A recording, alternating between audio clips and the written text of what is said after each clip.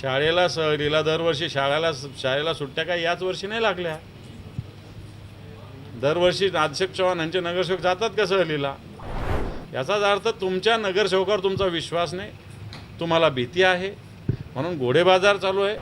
आता आम्ही म्हणत होतो घोडेबाजार, तर तुम्ही खोटं म्हणत होता. आता महायुतीचा सत्ताधारी पक्षाचाच एक आमदार जर असं बोलतो आणि त्यांच्याच पक्षाचे म्हणजे त्यांच्या आघाडीचे लोक इथं उभे आहेत, घोडेबाजार कोण करू शकतो, कोणात तेवढी शक्ती आहे तुम्हाला चांगलं माहिती आहे माझ्यापेक्षा. म्हणून कित्येक ठिकाणी उभ्या राहिलेल्या उमेदवाराला वापस घेण्यासाठी दबाव आणला गेला, सत्तेचा वापर केला गेला, खोट्या केसेस केल्या गेल्या.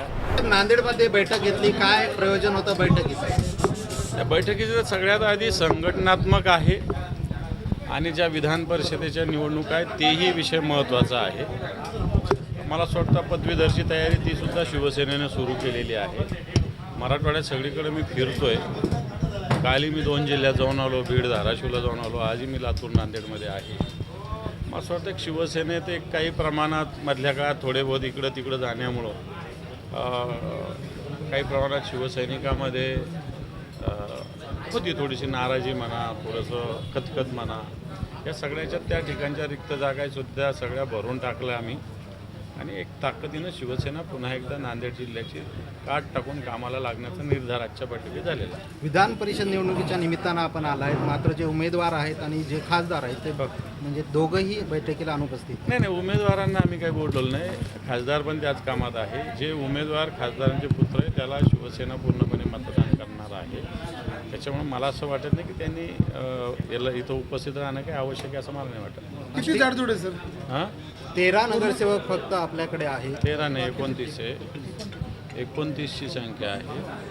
पण उमेदवाराला महाविकास आघाडीनं पाठिंबा दिलेला आहे आणि मला असं वाटतं गुप्त मतदान आहे, त्याच्यावर फार आता मी बोलणं योग्य नाही. बरं, आष्टीकर साहेबांबद्दल नेहमी चर्चा होत असते, काय करायचं, काय विरोधकांकडून? हे चर्चा सगळ्यांचीच होत असते. एकट्या आष्टीकरांची चर्चा होते अशातला काही भाग नाही. 2 वर्ष झालं निवडून आल्यापासून अशा पद्धतीनं शिवसेनेच्या उद्धवजींच्या नेतृत्वाखालील खासदारांच्या विषयी अशा पद्धतीनं अफवा 2 वर्ष आणि मीडियासुद्धा दर महिन्याला अशा पद्धतीनं. आता तुम्हीच किती वेळेस बातम्या दाखवल्या, काय झालं, काय झालं, कुठे काय झालं? दर आठवड्यात तुम्ही 15 दिवसाला काहीतरी बातमी काढता. असं झालं, जाधवचं असं झालं, आष्टिकांचं तसं झालं, कुठं झालं, काय झालं नाही. सगळे व्यवस्थित आहे. काल ओमदादाच्या ऑफिसमध्ये माझी बैठक झाली. आष्टीकर आज नव्हते परंतु आमचं बोलणं झालं. त्याच्यामुळे मला असं वाटतं या अफवा आहे सगळ्या गोष्टी, काहीही होणार नाही. 2-4 वर्षापासून केंद्रीय मंत्री प्रतापराव जाधव वेगळाच दावा करत आहेत. आमचं पूर्ण फायनल झालेलं आहे, मुहूर्त पण ठरलेलं आहे असं सांगत आहेत. ठीक आहे ना, ठरलं असेल. आता प्रतापराव जाधव आमच्या पक्षाच्या लोकांविषयी सांगतात. मला असं वाटतं त्यांच्याच पक्षात किती असंतोष आहे तो त्यांनी बघावा सगळ्यात आधी. किती जागा निघतील साहेब? कोणत्या? 6 तर नाही, विरोध झालेले आहे. आम्ही लोकशाहीच्या संवर्धनासाठी, संविधानाच्या रक्षणासाठी उभे आहोत. भारतीय जनता पार्टीनं निवडणूक हे इलेक्शन न ठेवता सिलेक्शन करण्याचा निर्णय घेतला. मतदाराला मतदानसुद्धा करता येऊ नये अशा पद्धतीनं भारतीय जनता पार्टी निवडणुकीची व्यूहरचना करते. कारण मतदानामध्ये भारतीय जनता पार्टी पराभूत होऊ शकते असं भारतीय जनता पार्टीला 100% वाटतं. म्हणून कित्येक ठिकाणी उभ्या राहिलेल्या उमेदवाराला वापस घेण्यासाठी दबाव आणला गेला, सत्तेचा वापर केला गेला, खोट्या केसेस केल्या गेल्या. परंतु या सगळ्या याच्यातही महाविकास आघाडी म्हणून, आम्ही शिवसेना म्हणून या भारतीय राज्यघटना जी डॉक्टर बाबासाहेब आंबेडकरांनी लिहिली तिच्या संरक्षणासाठी आम्ही निवडणुका लढतो.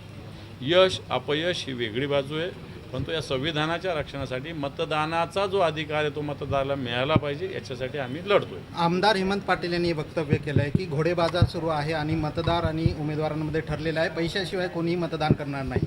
महायुतीतलेच एक आमदार असं म्हणतात.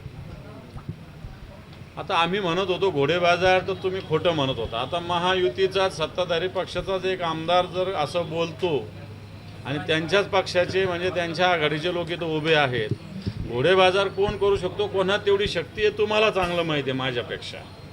आज समोरचा उमेदवार जो आहे त्याच्यामागे कोण आहे, सत्ताधारी पक्षाचा आहे, आणखी कोणत्या सत्ता आहे, आणि त्याच्यामुळे घोडेबाजार करण्याची क्षमता कोणत्या उमेदवार आहे, तर सत्ताधारी पक्षाच्याच उमेदवार आहे. आणि याला दुजोरा आता मी बोललो असतं तर तुम्ही म्हटले असते विरोधी पक्ष काही बोलतो, पण स्वतः सत्ताधारी पक्षाचाच आमदार हेमंत पाटलाच्या रूपाने तर बोललेला आहे. मला वाटतं हे युतीचं मला असं वाटतं स्वरूप अशा पद्धतीनं बिभत्स स्वरूप घोडे बाजाराचं बरं झालं हेमंत पाटलांनी लोकांच्या समोर आणलं. अशोक चव्हाण काही वेळा अगोदर बोलले आणि ते म्हणाले की शाळांना सध्या सुट्टी आहे म्हणून काही नगरसेवक सहलीला गेले असतील. निवडणूक आयोगाने सहली करणं, नगरसेवकांना कुठं नेणं याच्यावर बंदी घातलेली माझ्या माहितीप्रमाणे जे आदेश निघाले होते ते. आता निवडणूक आयोग झोपलेला आहे का? अशोक चव्हाणांचे जे वक्तव्य आहे, शाळेला सहलीला दरवर्षी शाळेला सुट्ट्या काय याच वर्षी नाही लागल्या. दरवर्षी अशोक चव्हाणांचे नगरसेवक जातात का सहलीला? हां, आपण माझा प्रश्न आहे ना. याचाच अर्थ तुमच्या नगरसेवकावर तुमचा विश्वास नाही, तुम्हाला भीती आहे म्हणून घोडे बाजार चालू आहे. सहलीला नगरसेवक जातात. मला वाटतं अशोक चव्हाणांनी हेमंत पाटलांनी हे सगळे जनतेसमोर आणलं महाराष्ट्रात. मी त्यांचा आभार मानतो. एमआयएमचे नगरसेवक सुद्धा सहलीला गेले साहेब. एमआयएमचे नगरसेवक ज्यांचा कोणालाही पाठिंबा नाही असेही नगरसेवक सहलीला आहेत. मला असं वाटतं आता ते फार स्थानिक विषय, कोण सहलीला गेलं आणि कोणाच्या घरी पोरांना सुट्टी आहे हे आता मला असं वाटतं तुम्हाला चांगलं माहिती आहे. मी त्याच्यावर विधान परिषदेचे वंचितचे उमेदवार तिसरे जे आहेत त्यांनी आरोप केला आहे की सर्व जे नगरसेवक आहेत त्यांना किडनॅप केलं. आज त्यांनी तक्रार केली. हे किडनॅप नाही, सगळे स्वच्छेनं जातात. काय किडनॅप कोणी कोणाला करत नसतं. कोणा दम नाही आता असा किडनॅप करण्यासाठी. मला असं वाटतं सत्ताधारी पक्ष याच्यात आघाडीवर आहे आणि भीतीचं